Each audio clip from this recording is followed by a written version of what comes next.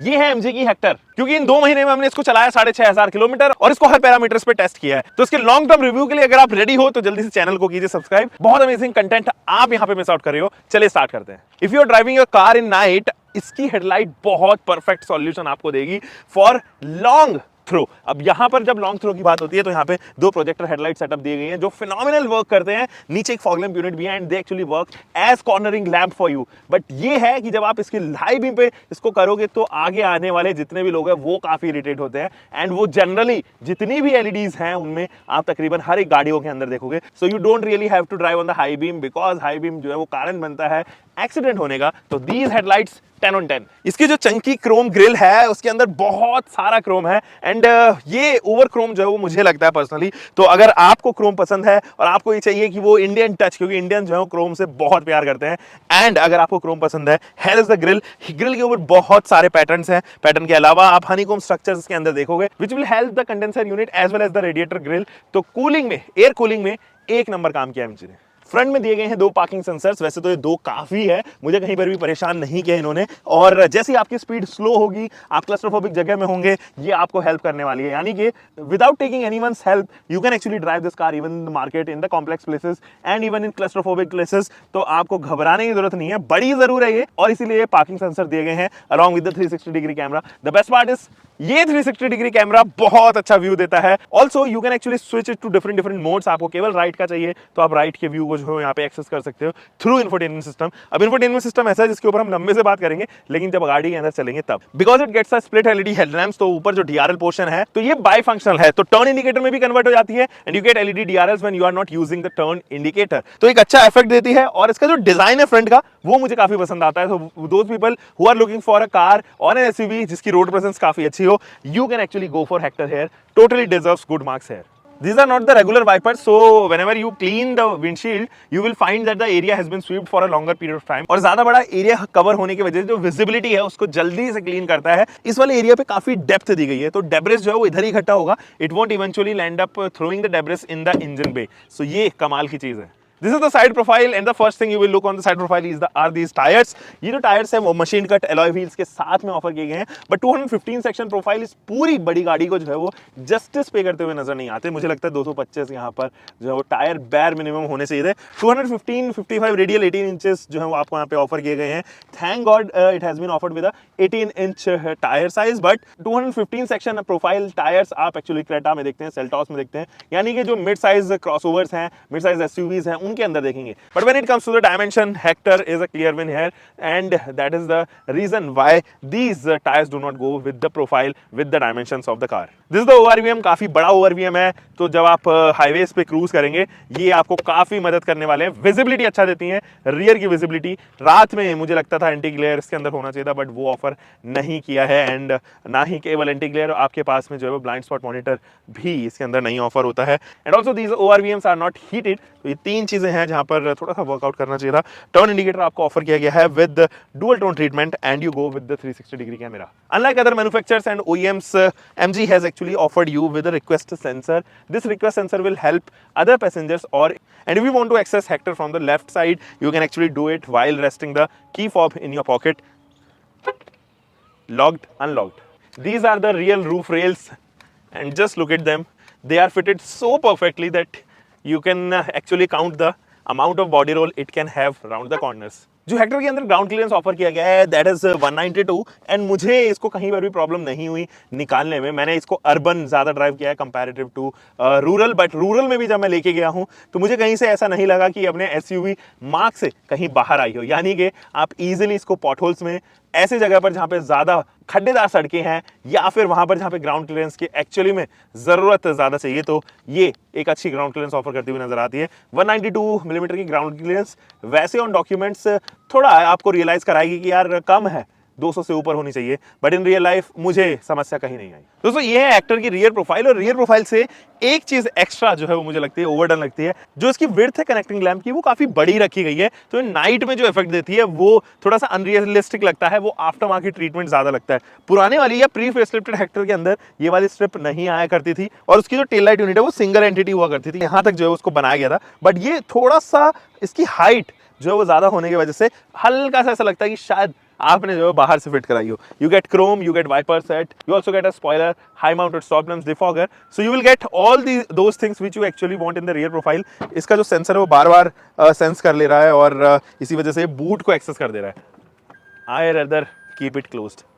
ये जो रियर के सेंसर्स हैं एंड जो रियर का पार्किंग कैमरा है, amazing quality offered by MG here, और उसमें कुछ भी जो है वो मार्क्स नहीं कर सकते। तो 10 on 10 on those marks. Parking assistance में actually I can offer MG 10 on 10, good job done by MG here. These are some fake exhaust जो ऐसा इफेक्ट देते हैं कि पीछे भी जो है वो एग्जॉस्ट दिए गए हैं दोनों एंड पर ऐसा नहीं है। ये रिफ्लेक्टर है जो आगे तक फ्लोट होते हुए जाती है, and you also gate reverse lamp जो दोनों तरफ ही मेंशन्ड है। चलिए अब इसका बूट एक्सेस कर लेते हैं। गाइज मेरे हाथ में एक स्टिक है, let's find out if it is having anti pinch function और not. It should be mandated, मुझे ऐसा लगता है कि एंटी पंच फंक्शन आना चाहिए। There you go. क्या बोलते पब्लिक? एंटी पिंच तो है बट उसने स्टिक को तोड़ दिया है। दैट मीन्स ये स्टिक थोड़ी सी वैसे मजबूत है भी नहीं। दोबारा ट्राई करते हैं। Let's see if this works और not.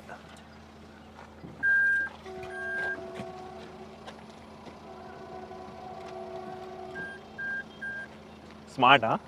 MG has actually done good job on creating space।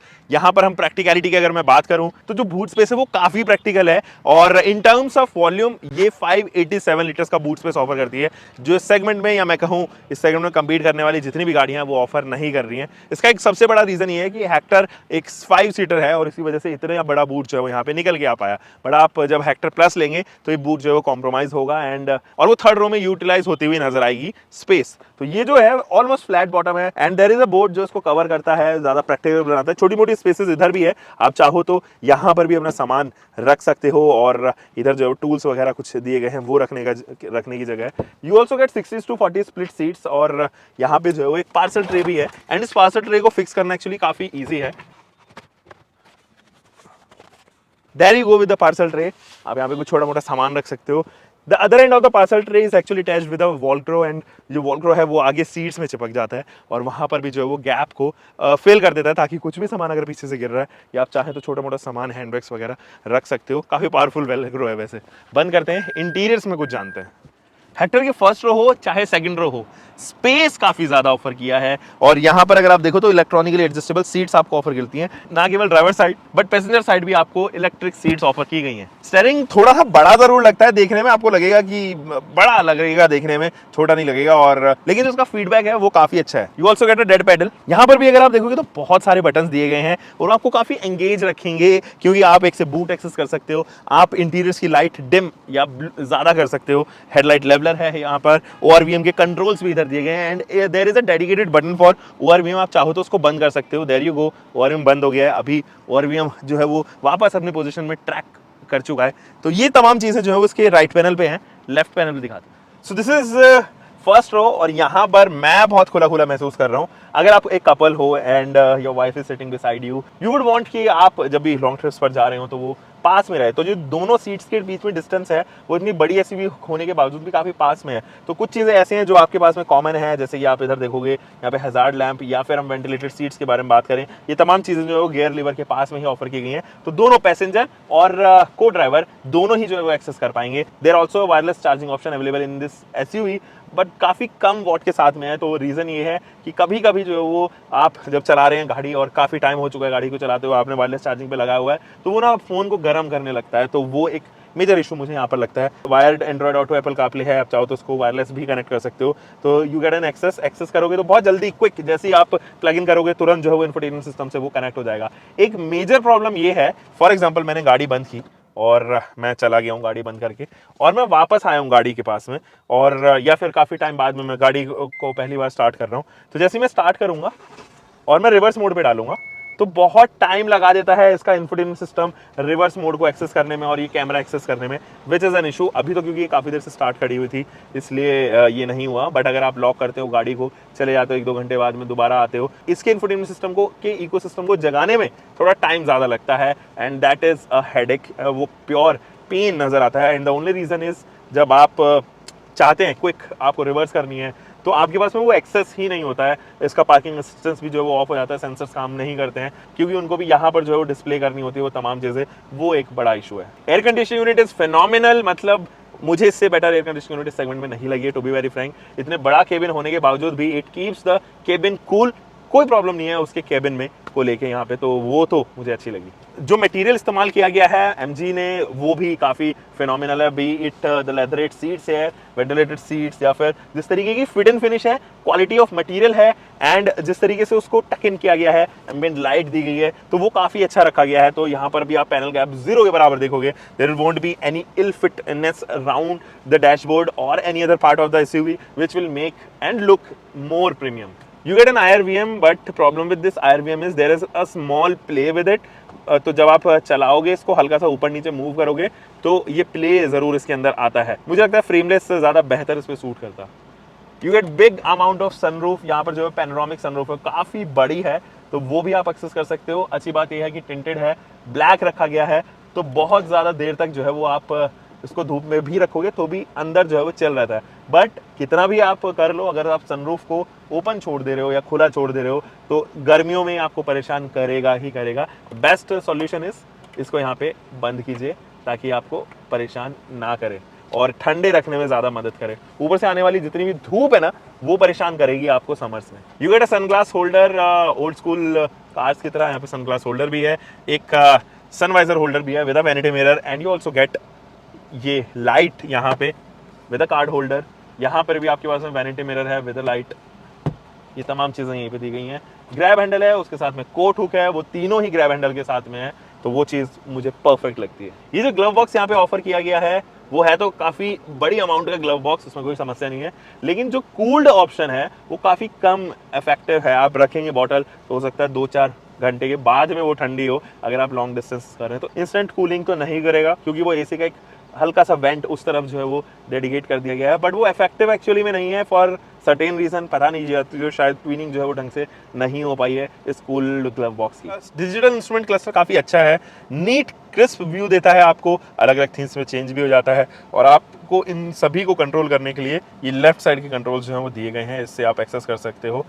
एक चीज़ जो यहाँ पर जो ये आप फ्यूल मीटर देख रहे हैं, फ्यूल गॉज देख रहे हैं, ये केवल 6 पॉइंटर्स तक जाता है, एंड 6 पॉइंटर्स का मतलब ये है 60 लीटर में 6 pointers is like her 10 litre पे 1 पॉइंटर बढ़ेगा। तो अगर आपकी गाड़ी में 10 लीटर तक नहीं है, जो 6 छोटे छोटे मार्क्स हैं उनको कंट्रोल नहीं कर पाओगे, यानी कि अगर आपको 10 आपको यहाँ पर जो है वो लीटर डलवाना पड़ेगा तब जाके एक नीडल ऊपर उठेगी, विच इज़ रॉन्ग। मुझे ऐसा लगता है अगर मैं 500 का भी तेल डलवा रहा हूँ तो मुझे वो इंस्ट्रूमेंट क्लस्टर में रिफ्लेक्ट होता हुआ नजर आना चाहिए। गाइस ये इसका इंफोटेनमेंट सिस्टम काफ़ी बड़ा साइज सेगमेंट में आता भी नहीं इतना बड़ा, और इसका टच रिस्पॉन्स अभी भी थोड़ा सा लैगी है, कभी कभी जो है वो काफ़ी टाइम लगा देता है ओपन होने में। जैसे कि मैं म्यूज़िक खोलूँगा तो मैंने कमांड दे दी, अब ये जाके खुला है, तो वो तमाम चीज़ें जो है वो आपको थोड़ा सा लगेगा कि उसमें काम किया जा सकता था, हल्का सा लैग है बट वो मैनेजेबल है एक्चुअली। दूसरी चीज़, जब आप इसका यहाँ से HVAC यूनिट कंट्रोल्स जो है वो देखोगे तो वो थोड़े से मुझे लगता है कि इरिटेटिंग है। Over the period of time आपको ज़रूर इसकी आदत पड़ जाएगी, बट हाँ in the initial period of time it is very irritating. And कहाँ पर ये प्रॉब्लमेटिक है, जैसे कि मैं गाड़ी चला रहा हूँ तो मेरे लिए एक डिस्ट्रैक्शन है, जब भी मैं इसको बटन को दबाऊंगा या HVAC यूनिट को जो है वो एक्सेस करना चाहूँगा तो ये मेरे लिए डिस्ट्रैक्शन है, क्योंकि मैं सामने रोड पे से अपना ध्यान हटाकर यहाँ पर जो है वो कंसंट्रेट कर रहा हूँ, and that would be a major problem for me while driving. तो this in spite of giving this, company should actually prefer giving physical buttons here. मुझे लगता है कि फिजिकल बटन्स बहुत ज़रूरी हैं आज के ज़माने में भी, हाईटेक ज़माने में भी। So there you go with 360 degree camera, आप चाहो तो उसको 3D में भी कन्वर्ट कर सकते हो। बहुत क्लीन है इसका कैमरा, मतलब आप अमेज हो जाओगे। अभी तो दिन हो रहा है हालांकि, और आप इसको रोटेट करके अलग अलग एंगल्स पर भी जो दे सकते हो। हल्का सा यहाँ पर भी लैग आपको महसूस होगा। ये गाड़ी by the way red colour की है तो यहाँ पर भी रेड आना चाहिए था, बट ये वाइट कलर में जो है यहाँ पे मैंशनड है। तो देयर यू गो, आप 2D में भी इसको कन्वर्ट कर सकते हो। ये इसका रियर लुक है, ये इसका 3D लुक है, तो अब मैंने बोथ पे कर दिया है। तो अभी मुझे गाइडलाइंस भी दिखा रहा है, फ्रंट में भी और रियर में भी। तो जैसे ही मैं रियर में डालूंगा तो ये देखिए, तो दोनों जगह दिखा रहा है। तो ये मतलब पार्किंग असिस्टेंस के मामले में एमजी ने काफी अच्छा काम किया, उसमें कोई डाउट है ही नहीं। अभी मैं सेकंड रो में हूँ। मजे की बात यह है, you get unlimited knee room, unlimited leg room, unlimited under Thai support, great amount off shoulder room, and the recline angle is also good. यहाँ से आप वैसे इस रिक्लाइन एंगल को चेंज भी कर सकते हो। आपके पास में पीछे की जो एसी वेंट्स है वो फंक्शनल है, बट वो ब्लोअर की स्पीड ऑब्वियसली आगे डिपेंड है। अगर ब्लोअर की स्पीड आगे ज्यादा है तो पीछे भी ज्यादा होगी। मुझे लगता है इंडिपेंडेंट ब्लोअर स्पीड जो है वो जरूरी है। ब्लोअर की स्पीड केवल आप रेगुलेट कर सको, ये बेहतर रहेगा। और ऑब्वियसली आपको पीछे के अगर जो टेम्परेचर है वो भी आप नहीं चेंज कर पाओगे, तो डुअल जोन क्लाइमेट कंट्रोल तो नहीं है, लेकिन फ्रंट में अगर आपके पास में एटलीस्ट ब्लोअर की स्पीड दी गई है तो उसको पीछे भी रेगुलेट की जरूरत है। अगर पीछे वाले इंसान को नहीं चाहिए, मुझे जो है वो कम ब्लोअर स्पीड चाहिए, तो वो एक्सेस नहीं कर सकता। पीछे आपके पास में स्लीव्स हैं, ये दोनों स्लीव्स जो है पॉकेट का काम करती हैं और आपको देती हैं अच्छा यूटिलिटी, और ऑब्वियसली इस गाड़ी को बनाती है ज्यादा प्रैक्टिकल। ये प्रैक्टिकलिटी के मामले में एक्चुअली में अच्छी है। और अगर आप यहाँ पे 4 लोग बैठ रहे हो ना, तो मतलब आपको रियलाइज ही नहीं होगा आपके साइड में कोई बैठा भी है, क्योंकि बहुत ज्यादा स्पेस है दोनों के ही बैठने में। और 5 लोग भी कंफर्टेबली इजिली ट्रेवल कर पाएंगे यहाँ पे 400 500 600 किलोमीटर अगर उनको जाना है तो। आपके पास में है एक grab handle with a coat hook, individual lamps है यहाँ पर, तो without disturbing anyone in the car you can actually get the access. Adjustable headrest हालांकि सभी के लिए ऑफर है, तो ये रात में अगर आप चल रहे हो तो आपको इनकी जरूरत जरूर पड़ने वाली है सोते टाइम। अभी मैं जा रहा हूँ सोने, आप लोग ड्राइव का मजा लो। और guys, so we are driving this 2.0 litre diesel engine, and ये जो डीजल इंजन है इसकी बात ही कुछ अलग है। ये वही डीजल इंजन है बाय द वे जो फिएट के अंदर आया करता था। फिएट एक्चुअली जीप के अंदर देती है, इसके अंदर देती है, एंड हैरियर के अंदर देती है। तो ये आउटसोर्स्ड डीजल इंजन है, आई वुड रेदर से। एंड ये जो आउटसोर्स्ड डीजल इंजन है वो कमाल का परफॉर्म करता है। आपको काफी मजा आने वाला है इस इंजन को चलाने में। देखो, जब आप इस इंजन को लेते हो, डीजल इंजन को लेते हो एमजी हेक्टर के साथ में, तो आपके साथ में एक fun to drive element complimentary आता है। तो आपको चाहिए, मैं अभी तीसरे गियर पे हूँ and turbo is already activated. ये देखिए क्या थ्रो ये मुझे दे रहा है, क्या पिक ये मुझे दे रहा है। Throttle response is too quick. आपको मजा आएगा जब आप इस तरीके से इसको रेव करोगे। तो वो लोग फन टू ड्राइव जो एक्चुअली में चाहते हैं किसी गाड़ी में, ये गाड़ी उनके लिए जरूर है।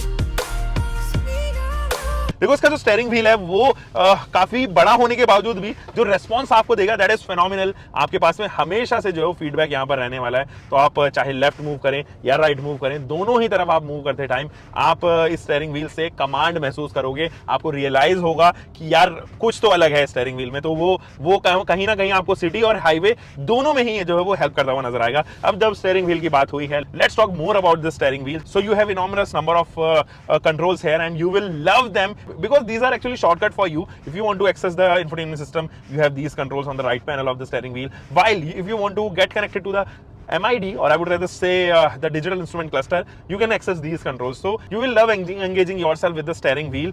Flat bottom है ये, तो उन लोगों के लिए भी परेशानी नहीं है जो जिनकी हाइट प्रोफाइल जो है वो ज्यादा है। बाय द वे वो परेशानी अगर ये राउंड होता तो भी नहीं आती, क्योंकि काफी ज्यादा इसके अंदर जो है वो गैप है यहाँ पे फिलहाल। तो वो मुझे भी कोई समस्या उसको लेके नहीं नजर आ रही। आप इसको to and fro and telescopically दोनों ही तरीके से जो एडजस्ट कर सकते हो। That is good part which makes it more practical compared to all those SUVs which do not get this feature.